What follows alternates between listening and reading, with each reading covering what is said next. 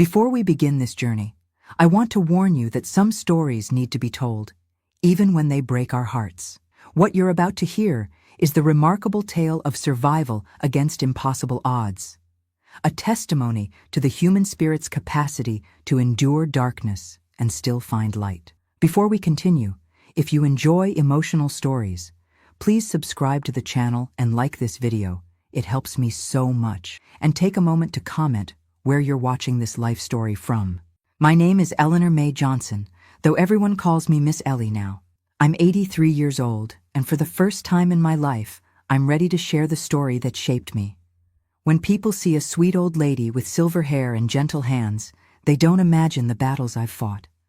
But truth be told, every wrinkle on my face has earned its place. It was 1947 when my world shattered for the first time. I was just 7 years old, living in a small wooden house on the outskirts of Birmingham, Alabama. We weren't rich by any means, but Mama made sure our home was filled with love. She had a way of turning the simplest things into magic. An old flour sack became a beautiful dress with her skilled hands, and leftover cornmeal transformed into the most delicious bread you ever tasted. Mama worked as a housemaid for a wealthy white family across town. Each morning before dawn, she'd press her only good dress, pin her hair carefully under her scarf, and kiss my forehead goodbye. "Be good for your daddy, songbird," she'd whisper, her breath warm against my cheek. "I'll be home before the stars come out." That particular summer day started like any other. The cicadas were singing their endless song, and the air hung heavy with humidity. I was playing with a rag doll Mama had made me when Mrs. Peterson from next door came running up our dirt path, her face streaked with tears. I remember how time seemed to slow as she knelt before me, her hands trembling as they gripped my shoulders. "Child," she said, her voice breaking, "there's been an accident at the Montgomery house where your mama works." The details came later, in hushed whispers not meant for a child's ears. Mama had fallen down the grand staircase while polishing the banister. Or at least, that's what the Montgomery family claimed. Years later, I would learn from another maid who was there that day that Mrs. Montgomery had pushed her in a fit of rage over a broken teacup, a priceless family heirloom, they said, as if any object could be worth a human life. The funeral was held 3 days later. I wore the blue Sunday dress Mama had finished sewing just the week before. It was too big. She'd made it for me to grow into, a future she wouldn't be part of. The church was packed with people from our community, their faces solemn as the preacher spoke of heaven and God's mysterious ways. I didn't understand much of what he said. I was too focused on the simple wooden coffin at the front of the church, trying to comprehend how my mama, so full of life and love, could be lying still inside it. Daddy stood beside me, his face a stone mask. He didn't cry, not at the church, not at the burial, not even when we returned to our empty house. That night, after our neighbors had left with their covered dishes and condolences, he sat at our kitchen table and pulled out a bottle of whiskey I'd never seen before. "Go to bed, Eleanor," he said, his voice flat and cold in a way I didn't recognize. "Crying won't bring her back. You're the woman of the house now." I was 7 years old, suddenly tasked with filling the enormous void my mother left behind. By 8, I was cooking meals, though I had to stand on a chair to reach the stove. By 9, I was doing laundry, my small hands raw from scrubbing clothes against the washboard. School became a luxury rather than a right. I would go when the housework was done, which meant I missed more days than I attended. The neighbors tried to help when they could. Miss Josephine would invite me over to help with her baking, though I knew she was really making sure I got at least one proper meal that day. Mr. and Mrs. Washington would leave extra vegetables from their garden on our porch, and Miss Ellie, the kind woman I would later name myself after, would slip me pieces of sweet potato pie and books to read by candlelight after Daddy had passed out from drinking. "Your mama would be so proud of how strong you are, child," she'd whisper, smoothing my unruly hair with gentle hands. "But she'd want you to keep that smart mind of yours growing too." It was Miss Ellie who spoke to my teacher, Mrs. Johnson, about my situation. After that, Mrs. Johnson began sending homework home with the Washington children for me. On rare Sundays when Daddy would go fishing with some men from the lumber yard where he worked, I'd sneak over to Mrs. Johnson's house for impromptu lessons. "You've got your mama's quick mind," she told me once, after I'd solved all the arithmetic problems she'd given me. "Don't you let anyone dim that light." Those words became my secret strength, a talisman I held close through the darkest nights when Daddy's drinking turned him mean. He never hit me in those early years. The violence was in his words, in the way he'd compare me unfavorably to Mama, in how he'd mock my attempts to keep our home together. "Can't even fry an egg right," he'd mutter, pushing away the plate I'd prepared. "Your mama could cook a feast with nothing but scraps." Each criticism cut deep, but I learned to hide my tears until I was alone. At night, I'd often slip outside to sit on our porch steps, looking up at the stars and talking to Mama. I'd tell her about my day, about the things I was learning from Mrs. Johnson's books, and how I tried to keep her memory alive by humming the spirituals she used to sing while hanging laundry. "I miss you something awful, Mama," I'd whisper to the night sky, "but I'm trying to be strong like you taught me." On those quiet nights, with crickets chirping and distant train whistles breaking the silence, I could almost feel her presence, wrapping around me like a warm blanket. Those moments of peace would sustain me through another day of growing up too fast in a world that seemed determined to break me. The first time Daddy raised his hand to me, I was 11 years old. I'd burned the cornbread, the only food we had left in the house until payday. His palm connected with my cheek with such force that I stumbled backward against the stove, the hot surface searing through my thin cotton dress and into the skin of my lower back. The pain was immediate and blinding, but it was the look in his eyes that terrified me most. There was no remorse, no shock at what he'd done.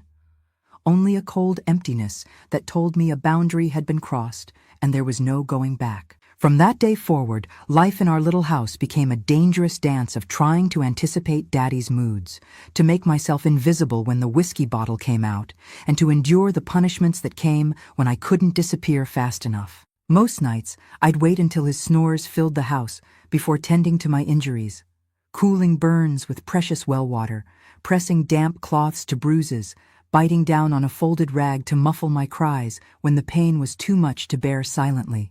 In the morning, I'd cover any visible marks with long sleeves or high collars, regardless of the Alabama heat.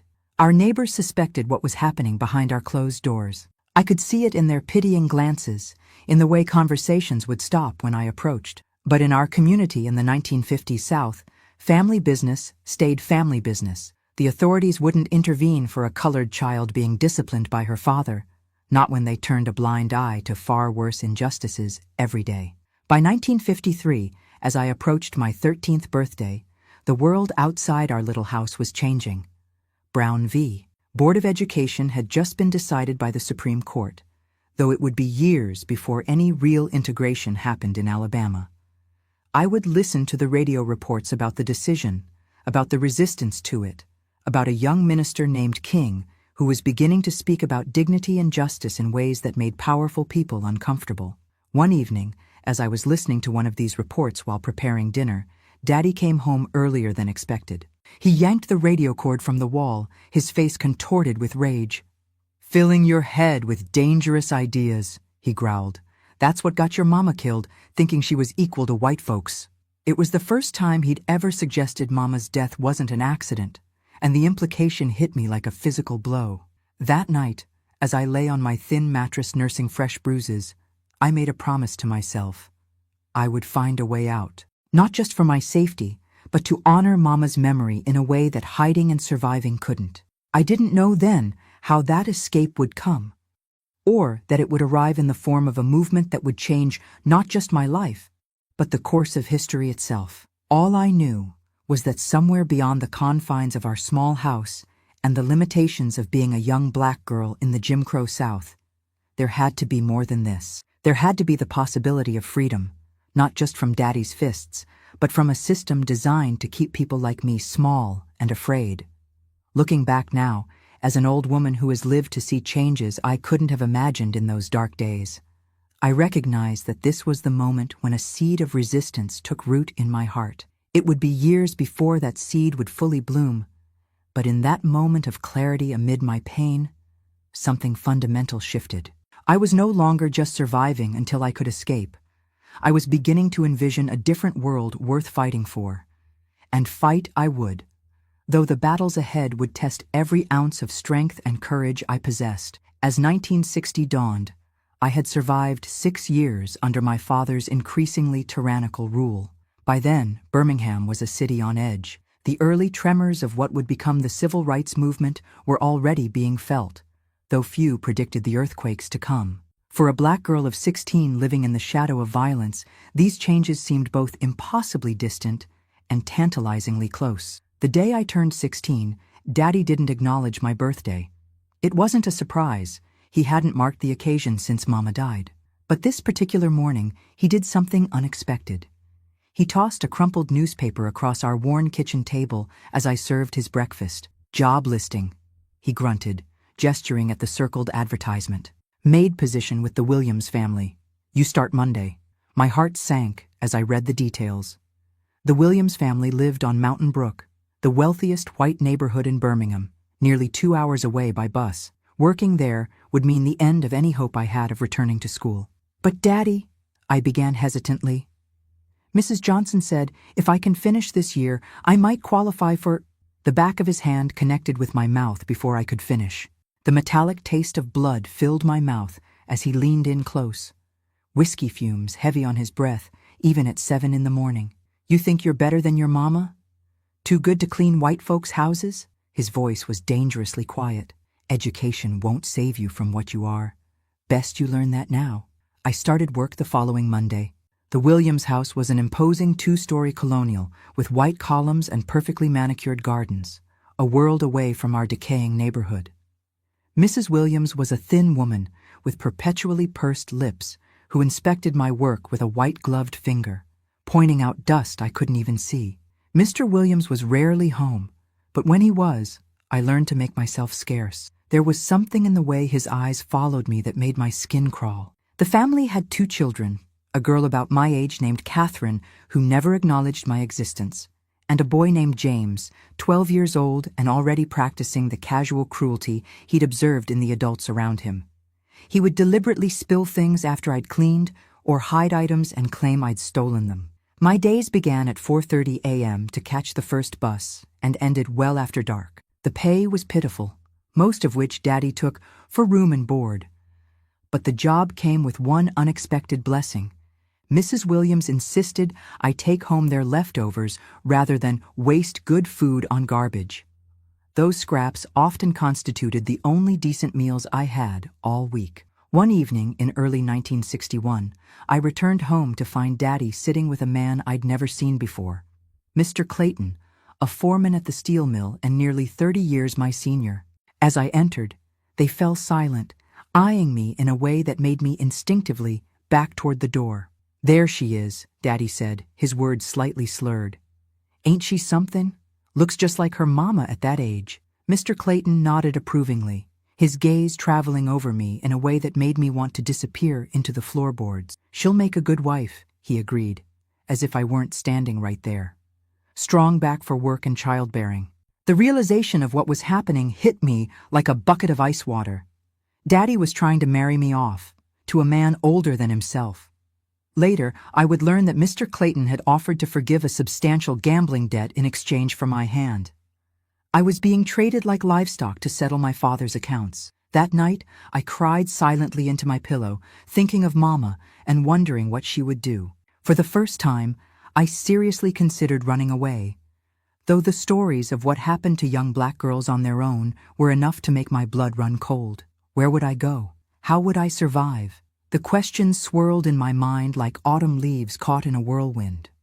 The following Sunday, desperate for any guidance, I lingered after church service to speak with Reverend Jackson. He was a kind man who had presided over Mama's funeral, and one of the few people Daddy still showed a modicum of respect toward. I confided my situation in hurried whispers, aware that several church ladies were watching with curious eyes. Reverend Jackson's face grew grave as he listened. When I finished, he placed a gentle hand on my shoulder. "The Lord doesn't intend for a child to be sold in marriage," he said firmly. "Leave this with me, Eleanor. Come to the parsonage tomorrow afternoon." The next day, I slipped away from the Williams house during my lunch break, heart pounding with fear of being discovered. Mrs. Jackson ushered me into their modest home, where I found Reverend Jackson sitting with a middle-aged couple I recognized vaguely from church, the Hendersons. "Eleanor," Reverend Jackson began, "the Hendersons' daughter has moved to Detroit for work. They have a room to spare and are willing to take you in as a boarder. Mrs. Henderson needs help with her seamstress business, which would provide you with decent employment." Hope flared in my chest, bright and painful. "But, Daddy," I started. "Leave your father to me," he interrupted gently. "There are ways to handle this that protect everyone involved." What followed was a delicate negotiation conducted entirely without my presence. I was told only that Reverend Jackson had convinced my father that my marriage to Mr.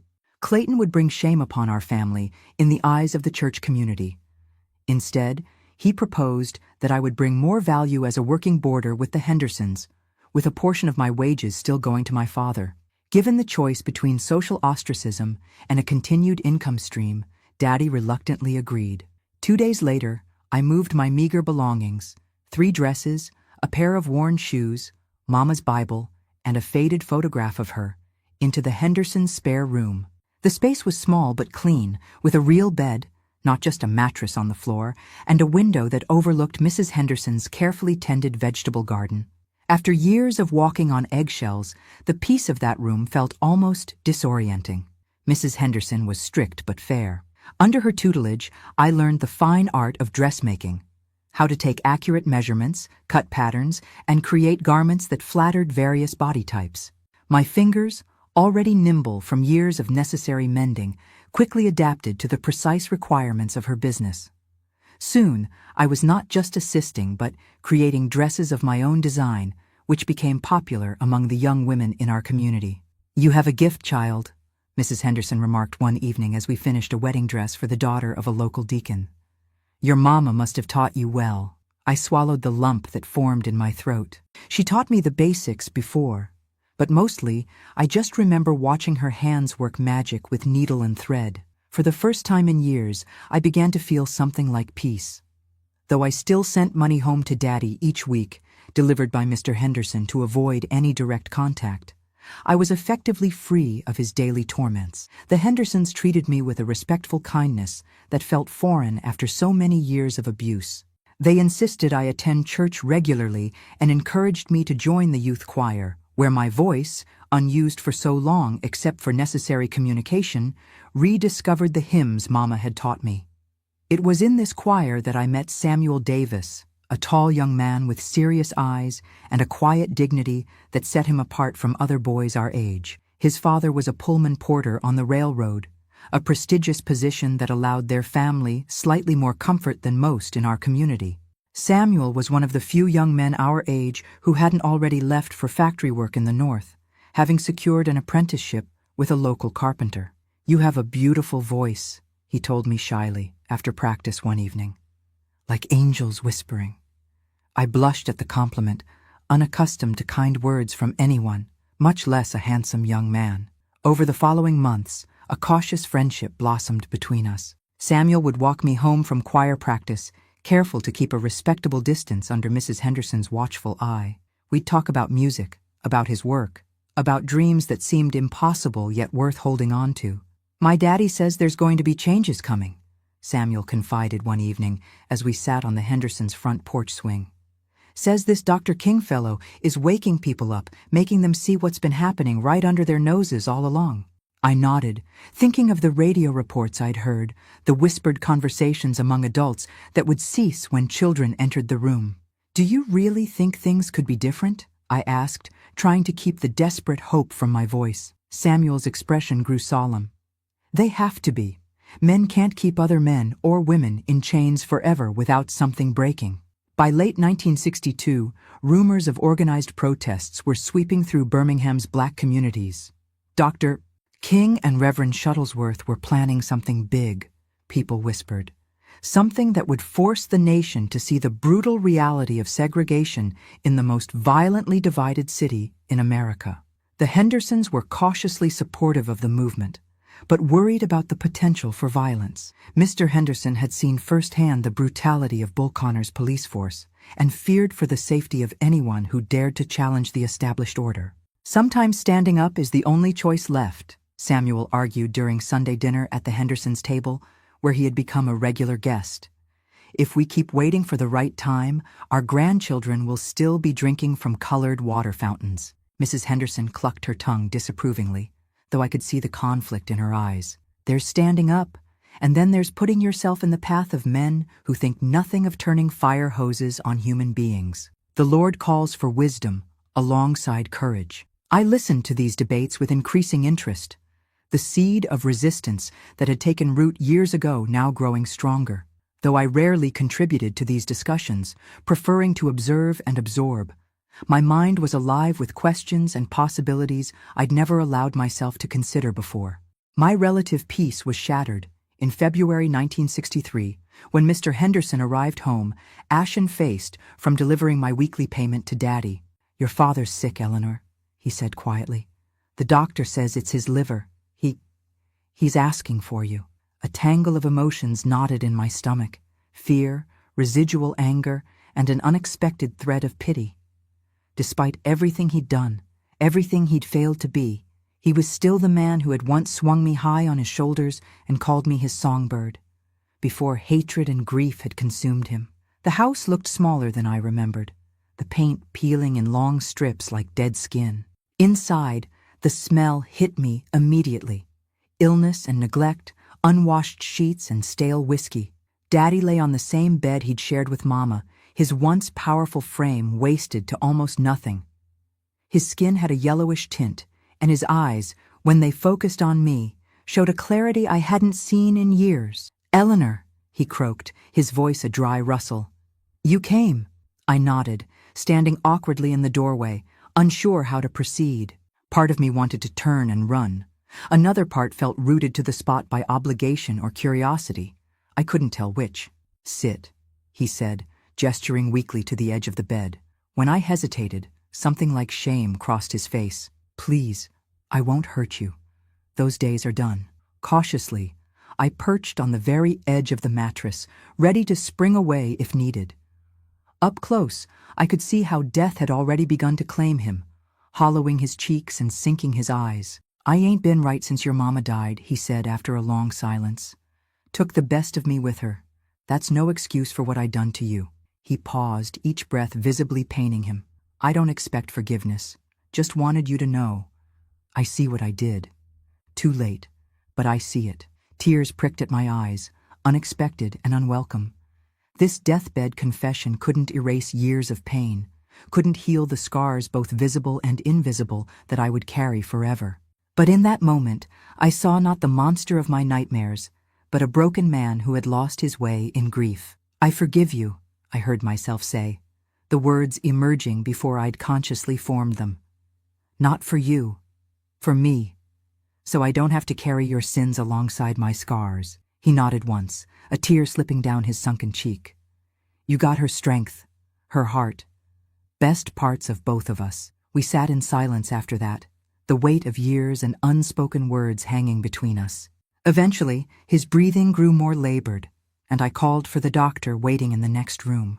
Daddy died 3 days later, with me reading from Mama's Bible at his bedside. The funeral was sparsely attended, a testament to how thoroughly he had isolated himself from the community that might have helped him heal. As we left the cemetery, Samuel took my hand in his, a public gesture that would have been unthinkable just months before. "You're free now," he said quietly. I looked back at the fresh grave beside my mother's older one. "Yes," I agreed, feeling the truth of it settle into my bones, and it's time I figured out what that means. Little did I know that the path to true freedom would lead me into the heart of a movement that was about to shake Birmingham and the nation to its very foundations. The spring of 1963 was approaching, and with it, a baptism by fire that would transform me from a survivor to a fighter. April 1963 arrived with an electricity in the air that seemed to vibrate through Birmingham's streets.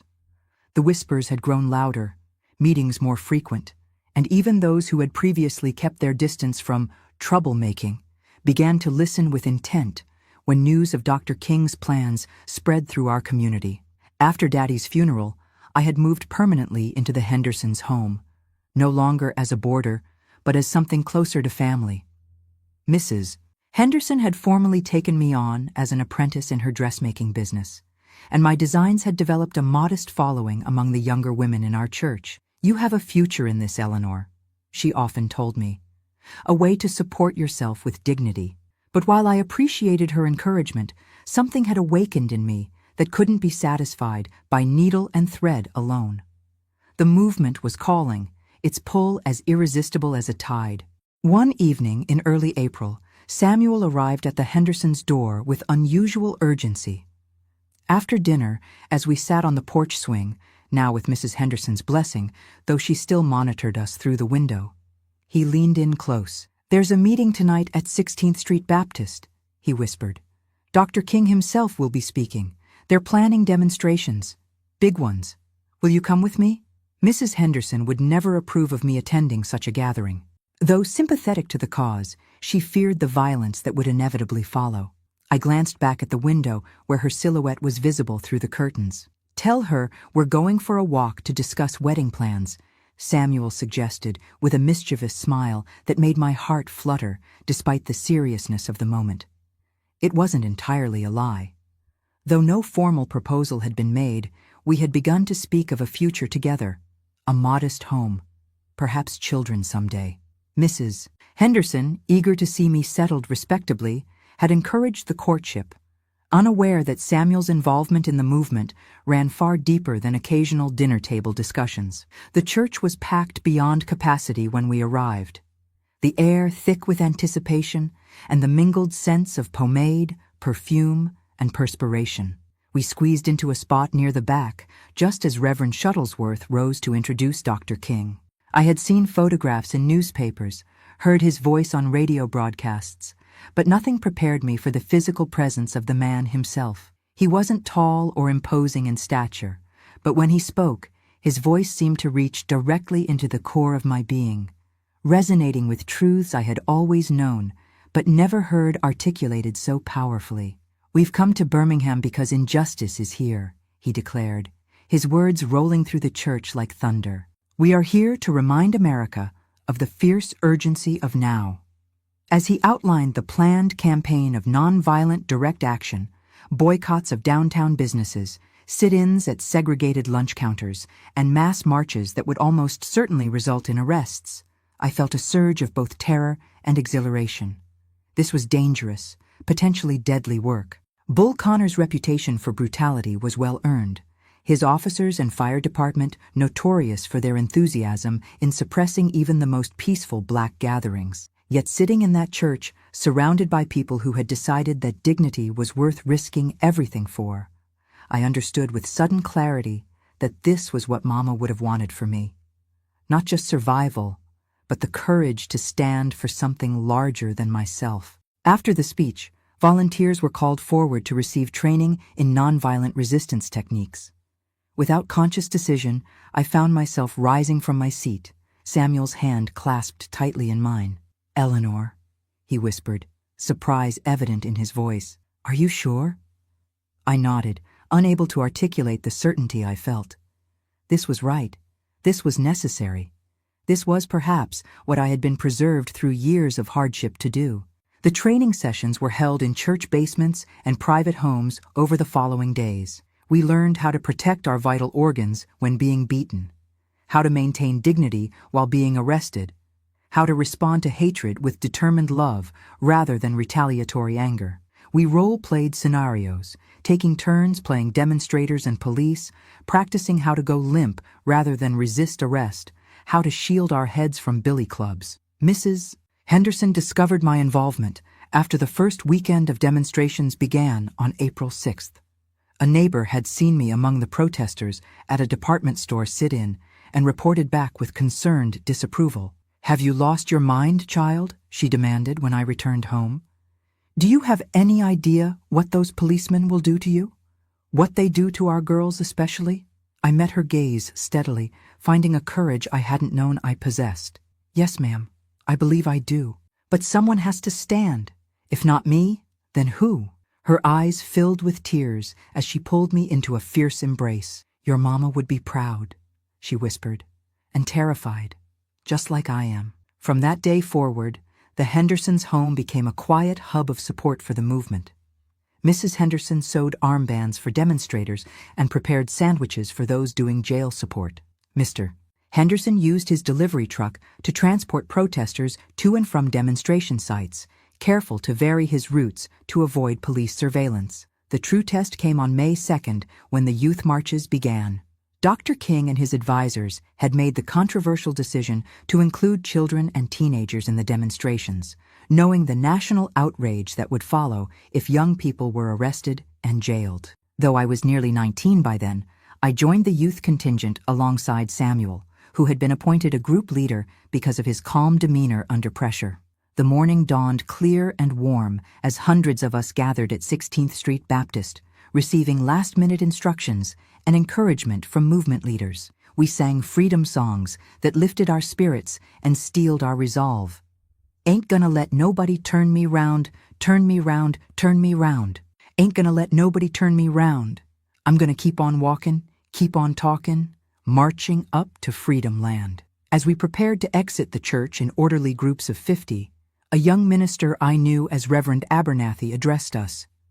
Remember, no matter what happens today, you are fighting for your dignity, for your future, and for generations yet unborn. Walk with pride, meet hatred with love, and know that the eyes of the world are watching. I was assigned to the third group, led by a Howard University student named Diane Nash. Samuel would lead the fifth group, meaning we would be separated during the march. Before joining my group, he pulled me aside, his expression more serious than I'd ever seen it. "If they arrest you," he said quietly, "don't resist. Give them your real name. The lawyers will find you faster that way. If they hurt you," his voice caught, "remember you're not alone. We're all with you, even when they separate us." He pressed something into my palm, a small silver cross on a chain. "My mama's," he explained. "Said it always protected her. Want it to protect you now." I slipped it around my neck, tucking it beneath my blouse where it rested cool against my skin. Standing on tiptoe, I kissed him quickly, not caring who saw. "See you on the other side," I whispered. Our group exited the church singing "We Shall Overcome," moving with deliberate steps toward Kelly Ingram Park. We had barely made it 2 blocks when police vans screeched to a halt in front of us, Bull Connor himself emerging from the lead vehicle, bullhorn in hand. "You Negras disperse immediately." His voice crackled through the amplifier.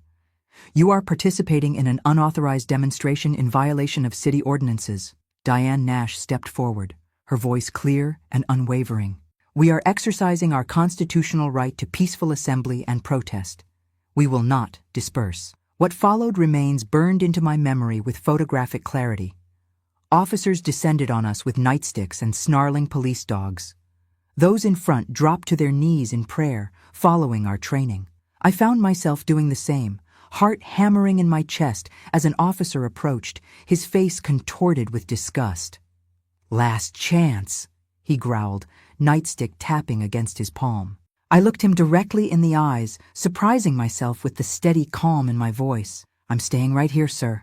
The blow caught me across the shoulders, pain exploding through my upper back. I curled forward, protecting my head as we'd been taught, Mama's cross pressing against my breastbone. More officers moved through our group, roughly pulling protesters to their feet, dragging those who went limp as instructed. I was hauled upright by 2 officers who twisted my arms behind my back with unnecessary force. Handcuffs bit into my wrists, the metal cold and unyielding. As they shoved me toward a transport van already crowded with other young protesters, I caught sight of newspaper photographers capturing the scene. For a moment, I straightened my spine, lifted my chin, and looked directly into the nearest camera lens. "See me," I thought fiercely. "See what they're doing to us for asking to be treated as human beings." The Birmingham jail was overcrowded to the point of inhumanity as hundreds of young protesters were processed and detained. Designed to hold at most 250 inmates, the jail soon contained over 1,000 of us. The cell I was placed in with 15 other young women had been built for 4. We took turns sitting on the single bunk in the floor, developing a rotation system for the minimal comfort it provided. Despite the conditions, or perhaps because of them, A remarkable spirit took hold among the detained protesters. We sang freedom songs nearly constantly, their rhythms and harmonies echoing through the concrete corridors, cell block answering cell block, until the entire jail seemed to vibrate with our collective voice. Guards shouted for silence, pounded batons against cell bars, but the singing would only quiet momentarily before rising again, often from a different section of the jail. On the third day of our detention, a guard appeared at our cell. "Johnson," he barked. "Eleanor Johnson. Visitor." My cellmates helped me to my feet, offering whispered encouragement as I was led down the corridor to a small visitation room divided by a mesh screen. To my surprise, it wasn't the Hendersons or Samuel waiting for me, but Reverend Jackson and a white man in a suit I didn't recognize. "This is Mr. Marshall," Reverend Jackson explained after inquiring about my well-being. "He's a lawyer with the NAACP Legal Defense Fund. He's working on getting you released." Mr. Marshall nodded professionally. "Miss Johnson, we're filing habeas corpus petitions for all the juvenile protesters. We believe the city has violated numerous constitutional protections in these arrests." "I'm 19, sir," I corrected quietly. "Not a juvenile." He exchanged glances with Reverend Jackson. "That's actually why we're here specifically. We have reason to believe your photograph may appear in tomorrow's edition of the New York Times. A journalist identified you by name to his editor. Your story, orphaned girl overcoming an abusive childhood to stand for justice, it has narrative power." I blinked, trying to absorb what he was saying. "My picture? In a newspaper in New York? Potentially more than that," Reverend Jackson added gently. "The journalist is requesting an interview when you're released. The movement needs stories that touch hearts, Eleanor. Yours could be one of them." Over the next 2 days, as negotiations between movement leaders and city officials intensified, I was interviewed by not just one, but 3 different reporters who had somehow gained access to the jail. I told them about Mama, about growing up under Daddy's tyranny, about finding my voice and purpose in the movement. I spoke of dignity and determination, carefully following the talking points movement leaders had drilled into us during training. On May 10th, an agreement was reached. The city would begin desegregating public facilities and release the imprisoned demonstrators. As we emerged from the jail to the cheers of supporters, I was startled to find multiple photographers focusing their cameras on me, specifically. A national magazine reporter thrust a microphone toward my face. "Miss Johnson, how does it feel to have become one of the faces of the Birmingham campaign?"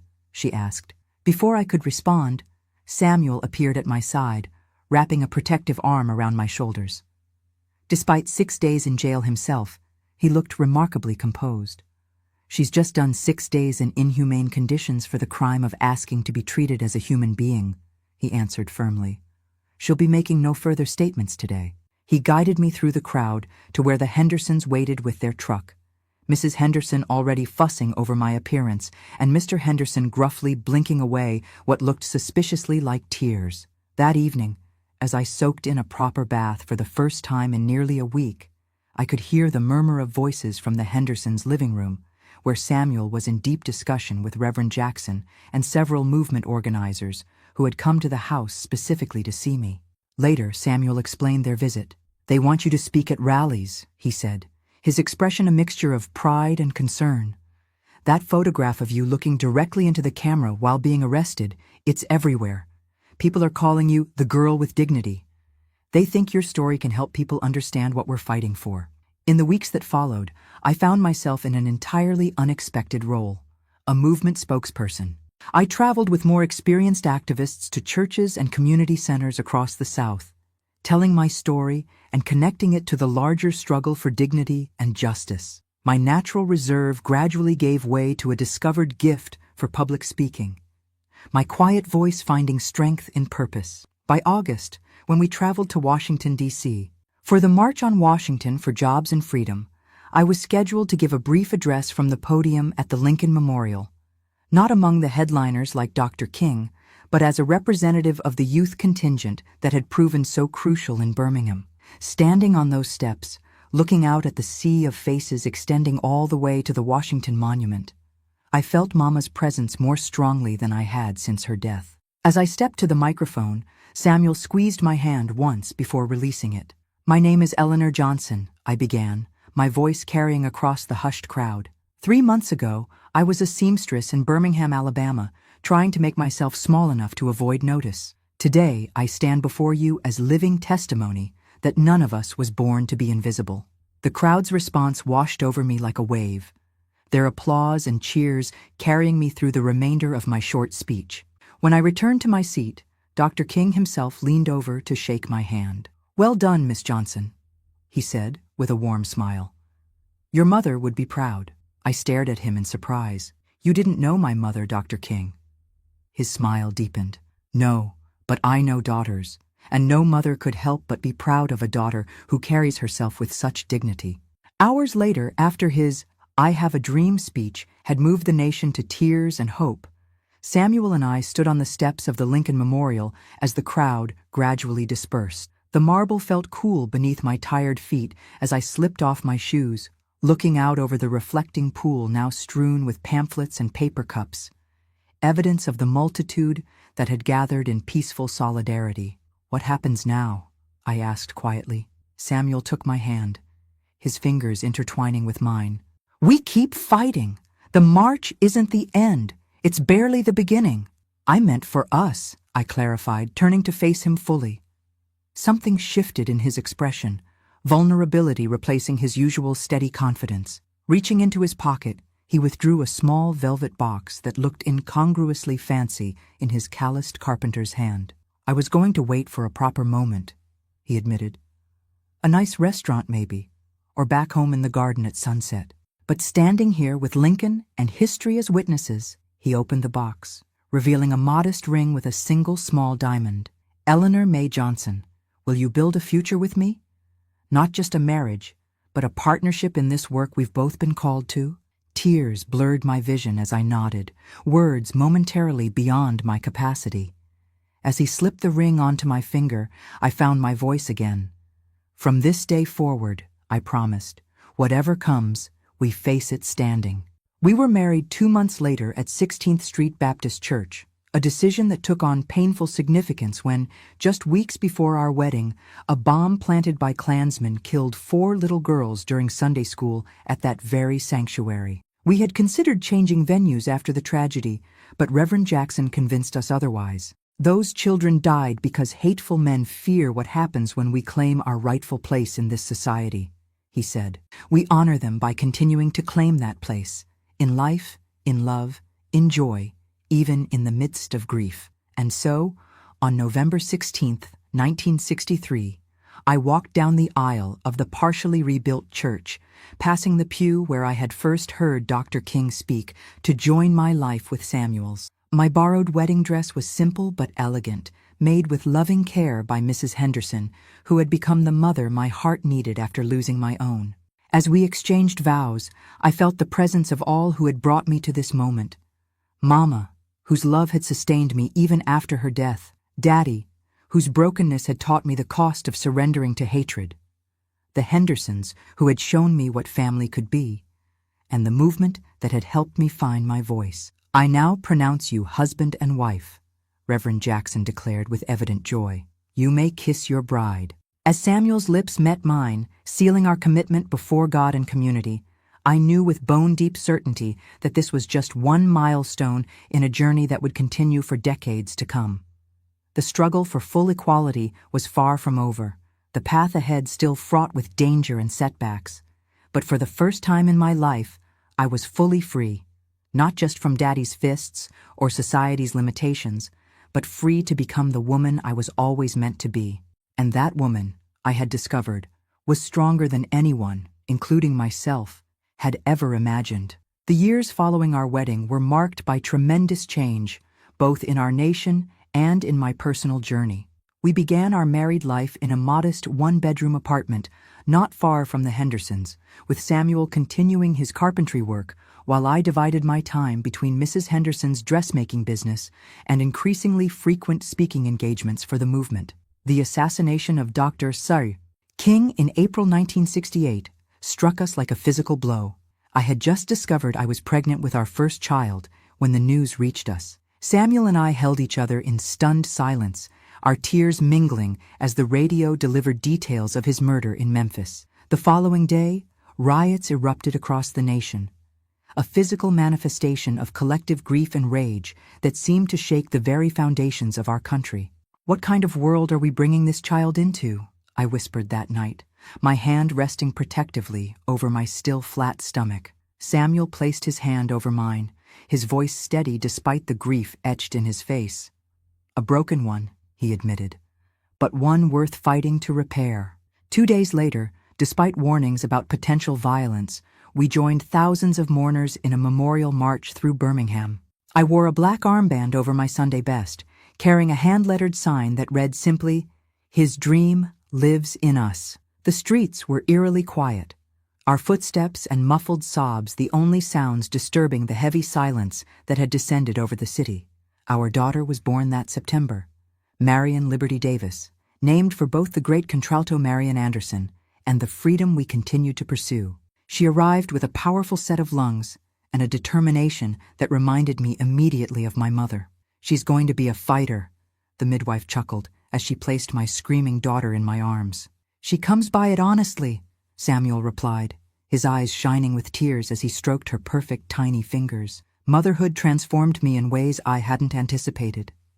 The fierce protectiveness I felt toward Marion gave new urgency to our work. Every segregated playground, every underfunded colored school, every lingering vestige of Jim Crow became not just an abstract injustice, but a direct threat to my child's future.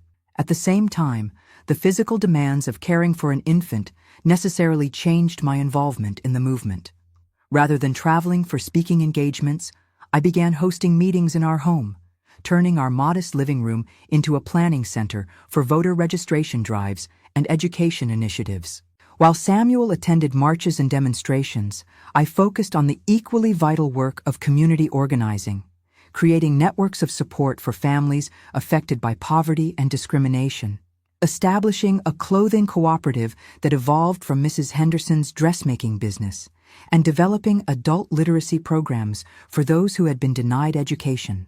When Marion was 18 months old, Mrs. Henderson suffered a stroke that left her partially paralyzed. Without hesitation, Samuel and I moved into the Henderson home to help with her care. Mr. Henderson, himself aging and struggling with arthritis, wept with gratitude when we arrived with our belongings. "The Lord works in mysterious ways," he said, embracing us both. "Sent you to us when you needed family, and now you're returning the blessing." Over the next 2 years, our household settled into a new rhythm. I took over the dressmaking business entirely, expanding it to include a small storefront on the main street of our neighborhood. Samuel built custom furniture in a workshop behind the house, his reputation for quality craftsmanship bringing orders from increasingly diverse clientele, including several white families who would never have considered patronizing a black business just a few years earlier. Marion thrived in this multi-generational household, toddling between Grandpa Henderson in his rocking chair and Grandma Henderson in her sickbed, bringing smiles to both with her infectious giggles and emerging personality. Mrs. Henderson, though physically diminished, became my daughter's first teacher, patiently helping her form letters and numbers with weakened hands that still remembered decades of precise stitchwork. In 1970, our family expanded again with the birth of our son, Martin Samuel Davis. While his sister had entered the world with dramatic flair, Martin arrived quietly, his thoughtful gaze seeming to take in everything around him from his earliest days. "He has an old soul," Mrs. Henderson declared, cradling him with her good arm, while Marion pressed close, examining her new brother with intense curiosity. That same year brought another significant change, when I was offered a position as a community liaison for a new federal program aimed at improving healthcare access in underserved areas. The role combined my organizing experience with my growing passion for addressing the health disparities that plagued our community. "They're offering how much?" Samuel asked incredulously when I showed him the salary letter. I nodded, still somewhat stunned myself. "More than you and I make combined right now." It was a remarkable opportunity, but one that would require significant adjustments. We would need help with the children during working hours, and I worried about Mrs. Henderson's care and the dressmaking business I had built. Once again, our community provided solutions. a young woman from church who had recently graduated from high school, was eager to learn the dressmaking trade and happy to help with Mrs. Henderson during the day. Mr. Henderson, whose arthritis had improved with treatment, announced he was ready to be more involved in his wife's care. And several neighborhood mothers established an informal childcare cooperative, taking turns watching each other's children so that all could pursue education or employment. Thus began my professional career in community health advocacy, work that would eventually lead me to positions of significant influence I could never have imagined during those dark days in my father's house. Within 3 years, I was directing a regional program covering 5 counties, developing initiatives that addressed not just medical needs, but the social determinants of health that kept our communities vulnerable. In 1972, I was invited to testify before a congressional committee examining racial disparities in healthcare access, a moment of profound significance as I stood in the halls of power that had for so long excluded people who looked like me. Mrs. Davis, one congressman began, his tone skeptical. You've suggested that the health problems in your community are the result of systemic issues rather than individual choices. Could you elaborate? I looked directly at him, thinking of the mothers I'd worked with who had to choose between medicine and food, the children with preventable illnesses who lived in housing infested with rats and mold, the elderly who couldn't access specialists because no bus routes served their neighborhoods. With respect, Congressman, I replied. When a system consistently produces the same negative outcomes for a specific group of people across generations, we must examine the system rather than blaming its victims. The mothers I work with don't love their children less than mothers in your district. They simply face barriers your constituents never encounter. My testimony resulted in increased funding for several pilot programs and, more importantly, opened doors for others from my community to be heard in similarly influential spaces. I began to understand that my personal journey from abuse to advocacy had equipped me with a unique ability to translate between worlds, to help those in power understand the realities faced by the marginalized, and to help my community navigate systems designed to exclude them. As my professional responsibilities expanded, Samuel's business likewise grew beyond our expectations. His workshop became a small factory employing several young men from the neighborhood, many of whom had struggled to find work despite the civil rights gains of the previous decade. He specialized in custom church furnishings, altars, pulpits, and baptismal fonts that graced sanctuaries throughout the South and beyond. "Never thought my hands would create something that would hold God's word," he once mused, running his fingers over the intricate carving of a pulpit destined for a historic church in Atlanta. My daddy would have been proud to see this. Our children grew in this atmosphere of purpose and possibility, absorbing without fully understanding the significance of the changes occurring around them. Marion inherited my voice and outspoken nature, leading her elementary school in integrating its formerly segregated gifted program through sheer force of will and undeniable academic excellence. Martin, quieter but equally determined, showed remarkable artistic talent, spending hours in his father's workshop learning to coax beauty from raw wood. In 1975, Mrs. Henderson passed peacefully in her sleep, having lived to see her 80th birthday celebrated by 4 generations of both blood relatives and chosen family. At her funeral, I delivered a eulogy that honored not just her individual kindness to a broken girl in need, but the tradition of community care she represented, the unofficial support networks that had sustained Black Americans through centuries of oppression. Mrs. Henderson taught me that family isn't defined by blood alone, I told the packed church. She showed me that sometimes the people God sends to heal us don't share our name or our history. They simply share their hearts when we need it most. After the service, an elderly woman I didn't recognize approached me, her eyes bright with unshed tears. "You probably don't remember me," she began hesitantly. "I worked with your mama at the Montgomery House. Was there the day she—" My breath caught. In all the years since Mama's death, I had never spoken with anyone who had witnessed her final moments. "I remember you," I said softly, the memory of her face suddenly surfacing from the fog of childhood grief. "You brought me a handkerchief at the funeral. It had little violets embroidered in the corner." She nodded, tears now flowing freely. "Your mama talked about you all the time. Her little songbird, she called you. Said you were going to fly higher than anyone in your family ever had. She clutched my hand between her gnarled fingers. She was right, child. Lord, was she right? That night, after the children were asleep, I shared this encounter with Samuel as we sat on the porch swing that had witnessed so many pivotal conversations in our life together. Do you think she knows? I asked, looking up at the star-filled sky. Mama, I mean. Do you think she can see what became of her frightened little girl? Samuel followed my gaze upward, his arm warm around my shoulders. I believe she does. And I believe she's been with you every step of the way, in your courage, in your compassion, in the way you mother our children with such fierce love. The following year brought another unexpected turn when I was approached about running for a seat on the city council. Initial discussions had focused on Samuel as a potential candidate, but he had firmly redirected attention to me. My wife is the one you want, he told the community leaders who had gathered in our living room.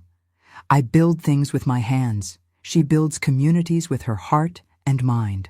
The campaign was grueling, marked by both overt racism and more subtle forms of resistance. Anonymous phone calls threatened violence against our family. Flyers circulated questioning my morality and fitness for office. On one horrible occasion, Marion, now 8 years old, was surrounded by white children at school who parroted their parents' slurs. Yet for every act of hatred, there were multiple expressions of support. Volunteers from across the city, including an increasingly visible contingent of white allies, staffed phone banks, distributed literature, and organized neighborhood forums. Local business owners contributed to our modest campaign fund. And most moving of all, elderly community members who had never voted before completed registration paperwork, many signing with X's because they had been denied the education needed to write their names. On election night, surrounded by family and supporters in the fellowship hall of 16th Street Baptist Church, I watched in stunned silence as the results were announced. Eleanor Johnson Davis had become the first Black woman elected to the Birmingham City Council, winning by a margin that defied even our most optimistic projections. "Speech!" the crowd chanted as I stood frozen, Samuel's steadying hand at the small of my back. I approached the microphone slowly, my mind racing back through the improbable journey that had brought me to this moment, from a terrified child hiding from her father's rage to a woman entrusted with shaping policy for the very city that had once denied her basic humanity. "When I was a little girl," I began, "Birmingham taught me painful lessons about who mattered and who didn't in this world. Today, Birmingham has taught me something else, that change, while never easy and rarely swift, is always possible when people of courage stand together." Looking out at the sea of faces before me, black and white, young and old, those who had marched alongside me in 1963 and those not yet born when those marches occurred, I felt the weight of responsibility and the surge of possibility in equal measure. I stand before you tonight as living proof that we are not defined by our wounds, but by our healing, not limited by our beginnings, but liberated by our capacity to begin again. And most importantly, not isolated in our suffering, but connected in our shared humanity. As applause filled the room, I caught sight of Marion and Martin in the front row, their faces shining with pride and something more profound, the unquestioned belief that they could achieve whatever they set their minds to. For them, a Black woman in leadership was not revolutionary, but expected. Their horizons would not be limited by the boundaries that had constrained mine. In that moment, I understood the true arc of my journey from victim to advocate to leader. Each step, even the painful ones, had been necessary to forge the woman I had become. A woman capable of not just surviving adversity, but transforming it into purpose. A woman whose voice, once silenced by fear, now resonated with authority in rooms where decisions affecting thousands were made. The abused child I had been could never have imagined the life I now lived. Yet somewhere deep within that frightened girl had existed the seeds of the strength I now possessed, seeds nurtured by my mother's brief but powerful love, by the communities that had embraced me, by the movement that had shown me the power of collective action, and by my own stubborn refusal to be defined by my wounds. As the celebration continued around me, I slipped outside for a moment alone. The night air was cool against my skin as I looked up at the same stars I had once confided in as a lonely child. But I was no longer alone, no longer silenced, no longer small. "We did it, Mama," I whispered to the glittering sky. "Your songbird learned to fly," and in the gentle breeze that stirred the trees above me, I could almost hear her answer. "I never doubted you would, child. I never doubted you would." And now, as I sit here at 83, looking back on a life that has spanned council seats and congressional testimonies, community health initiatives and educational foundations, I am most proud not of the accolades or achievements, but of the legacy continued through my children and grandchildren. Marion became a civil rights attorney, fighting modern manifestations of the same injustices I had faced. Martin established arts programs for at-risk youth, healing trauma through creativity, just as I had once found solace in song. And when my grandchildren ask how I found the courage to overcome such a painful beginning, I tell them the truth, that courage isn't the absence of fear, but the decision that something matters more than fear. For me, that something was the determination that the violence that had marked my childhood would not define my future, or theirs. Every wrinkle on my face, every gray hair on my head, every scar visible and invisible that I carry, they all tell the story of a journey from darkness into light, a journey that reminds us all that no matter how broken our beginnings, our endings are still ours to write. And that, my dears, is how a frightened little girl became the woman you know today. Not by forgetting her past, but by refusing to let it dictate her future.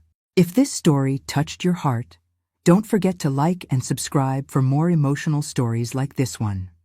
Your support means the world to me. See you next time.